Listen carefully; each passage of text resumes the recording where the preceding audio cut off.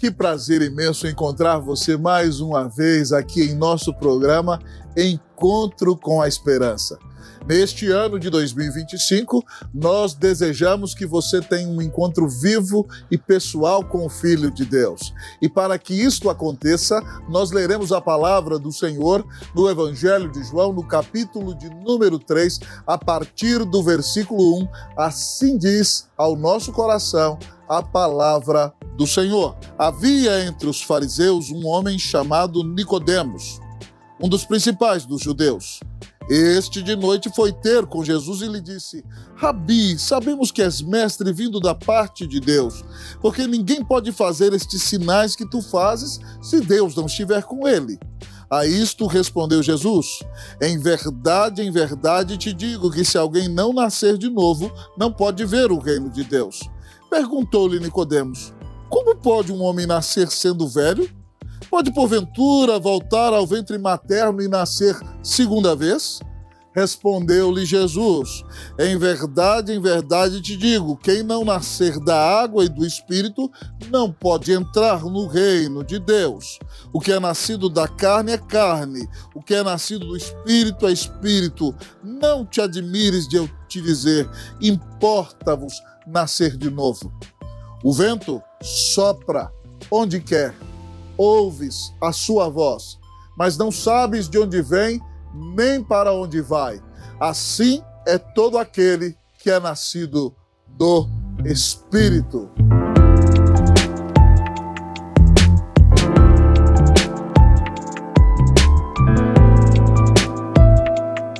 Querido amigo e irmão, nós vemos neste texto um mestre em teologia, um fariseu respeitado de Jerusalém, um membro do Sinédrio, encontrando-se com Jesus de noite, para que outras pessoas não o vejam. Este homem é Nicodemos.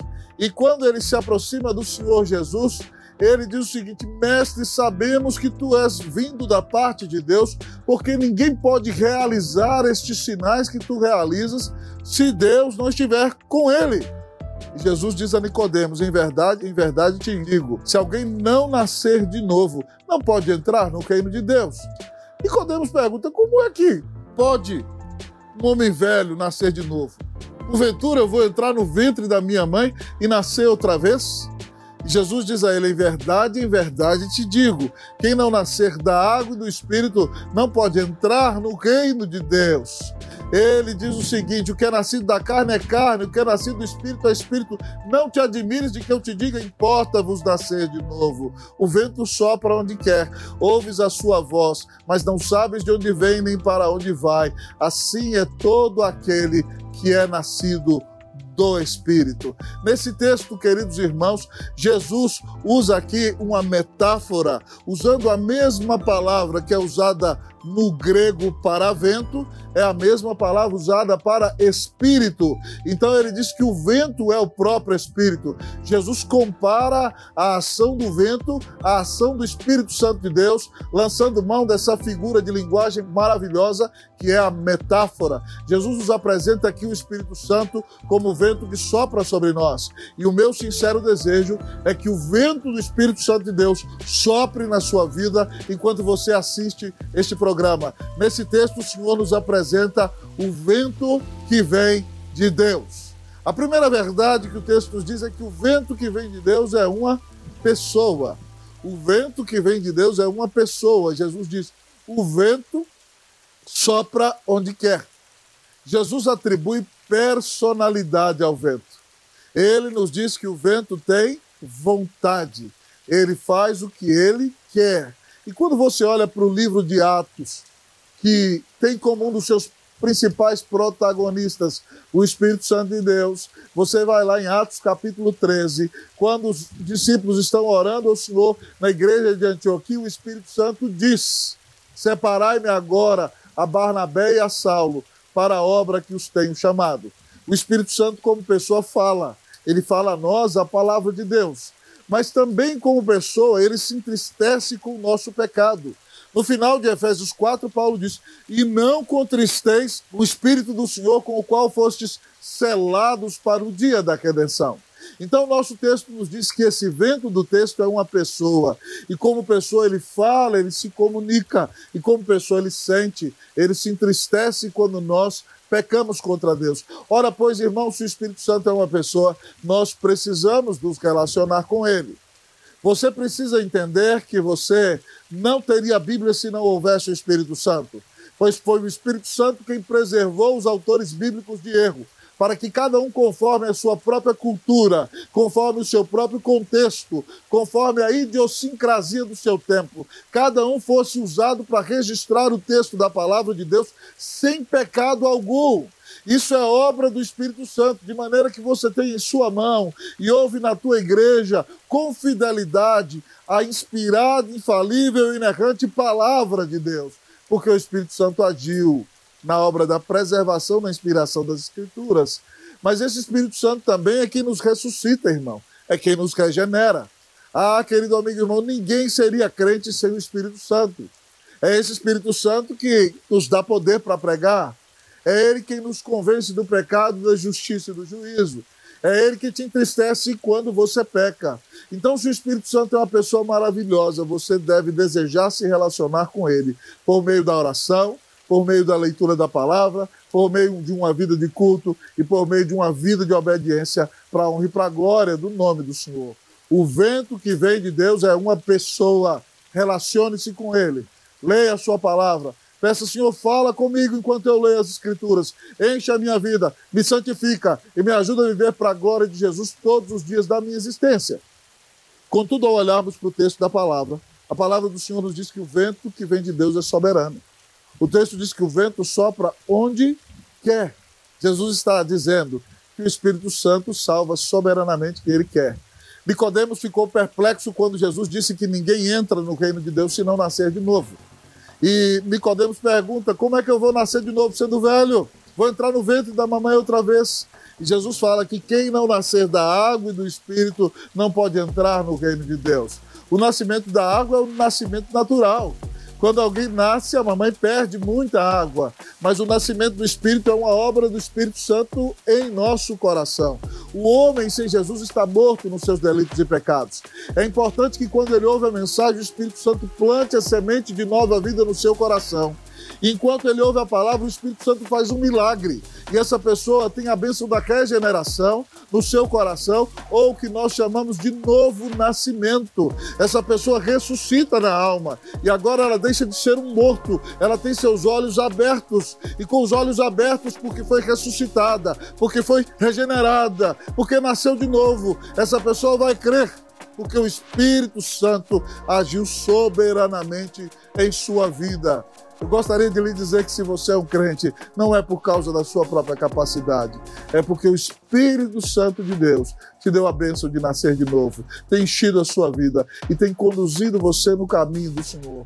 Ora, pois, meu irmão, se o Espírito Santo é soberano, você deve se submeter a ele. Você deve buscar agradá-lo, ouvindo o que ele tem a dizer a você por meio da leitura da palavra, da memorização das Escrituras, ouvindo sermões bíblicos e aplicando tudo isso em sua vida, porque foi o Espírito Santo quem trouxe a salvação que Jesus conquistou na cruz para dentro do seu coração. Ele é soberano e ele conduz a sua vida do jeito que ele quer. Nós percebemos essa soberania do Espírito Santo em Atos 16, quando Paulo quer pregar a palavra na Ásia, o Espírito Santo disse que ele não permitiu. Paulo quis ir para a Bitínia, para o norte da Turquia, em direção à Rússia, e a palavra diz que o Espírito Santo não permitiu.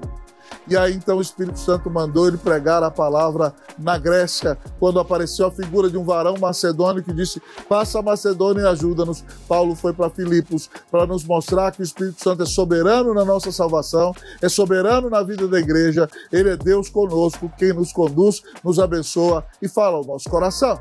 Mas o texto nos diz, em terceiro lugar, que o vento que vem de Deus, além de ser uma pessoa e além de ser soberano, ele é misterioso. O texto diz, o vento sopra onde quer, ouves a sua voz, mas não sabes de onde vem nem para onde vai. O que Jesus está dizendo é que eu não sei quem o Espírito Santo vai regenerar. Eu não sei quem ele vai salvar. É por isso que eu tenho que pregar para todas as pessoas. Talvez você olhe para uma pessoa e você diga, esse nunca vai ser um crente. e de repente o Espírito Santo sopra a palavra naquela vida e aquela vida vai ser transformada. Você ouve a sua voz, mas você não sabe de onde vem, nem sabe para onde vai. Você não sabe que o Espírito Santo vai salvar, você não sabe a vida de quem ele vai transformar e você não sabe como ele vai te usar. Se o Espírito é misterioso, confesse a sua ignorância, a sua própria incapacidade e diga: Senhor, realiza na minha vida aquilo que o Senhor quer para a honra e para a glória do nome de Jesus. Havia certo rapaz nos Estados Unidos da América que sentiu um grande chamado para ir ao seminário, mas o pai dele morreu cedo, ele era rimo de família, tinha que sustentar sua mãe e seus irmãos. Abriu uma sapataria, sua sapataria cresceu muito, ele tinha mais de 40 funcionários, o chamado lhe ardia no coração. Ele disse: Jesus, para que eu vá para o seminário, já com 30 anos, o Senhor tem que fazer algo de maneira inusitada e misteriosa. Me mostra se o Senhor quer que eu vá para o seminário. Ele deitou à noite e foi acordado dizendo que um grande incêndio tinha queimado a sua loja e ele entendeu com aquele incêndio que Deus o estava liberando para ir ao seminário, capacitar-se e ser um pregador da palavra de Deus. Deus usa situações inusitadas e misteriosas para nos colocar no lugar em que nós devemos estar, para que nós cumpramos o chamado e a missão de Deus para a nossa vida. Então se humilhe, já que você não sabe, e seja totalmente dependente do Senhor, para que Ele haja poderosamente em sua vida. Mas em último lugar, o nosso texto nos diz que o vento que vem de Deus é perceptível. O texto diz: o vento sopra onde quer, ouves a sua voz. Enquanto eu estou pregando para você aqui, o vento está soprando sobre mim, nesse lugar paradisíaco em que nós estamos. Nós podemos ouvir a voz do vento. Você pode observar o vento soprando aqui no meu paletó. Você percebe o sopro do vento. E Jesus termina o texto dizendo que assim é todo aquele que é nascido do Espírito. Sabe o que isso significa? É que quando alguém recebe o sopro do Espírito Santo em sua vida, a vida dessa pessoa vai ser transformada. Se ela vivia na prática da mentira, ela não vai viver mentindo mais. Se ela vivia roubando, ela vai deixar de roubar e vai trabalhar com suas próprias mãos para ter o seu sustento para a glória de Deus. Se ela vivia no pecado do adultério, ela abandona o adultério e confessa o seu pecado e é perdoada por Jesus. Se ela vivia como um estelionatário, ela deixa de roubar os outros e começa a viver para a glória de Deus. O que Jesus está dizendo é que você ouve a voz do Espírito e você consegue perceber quem foi nascido do Espírito Santo de Deus. Você tem sido escravo de algum pecado, meu amigo e irmão? Se você recebeu o sopro do Espírito Santo em sua vida, a sua vida precisa mudar. Você tem que se consagrar a Deus, porque você é uma nova criatura, você nasceu de novo e agora é habitado pelo Espírito Santo e foi salvo por Jesus. O nosso texto nos diz que o vento que vem de Deus é uma pessoa, o vento que vem de Deus é soberano, o vento que vem de Deus é misterioso, o vento que vem de Deus é perceptível, que o vento do Espírito sopra em sua vida, que você seja impactado e transformado por Jesus.